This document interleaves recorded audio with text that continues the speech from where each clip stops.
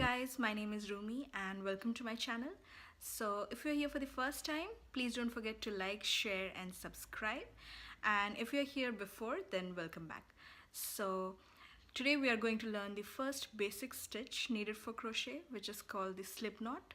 So without further ado, let's get started. So let's start. We are using a size 4 crochet yarn, acrylic, and a size 5mm crochet hook for this project. So let's get started.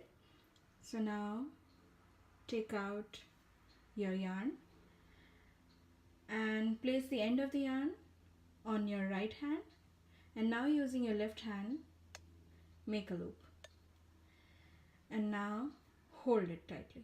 Now again using your left hand make a smaller loop and place it inside the bigger loop and pull this. There you go, that's your slip knot. And now you can go ahead and insert your hook and start to crochet. This is very crucial while crocheting. This is called a slip knot. So yeah, that's all for today's video and I hope you really enjoyed it. If you did, please give it a big thumbs up. Also, while subscribing, please don't forget to hit the bell icon. That way you'll be notified every time I post a new video. So happy crocheting and see you next time. Bye bye.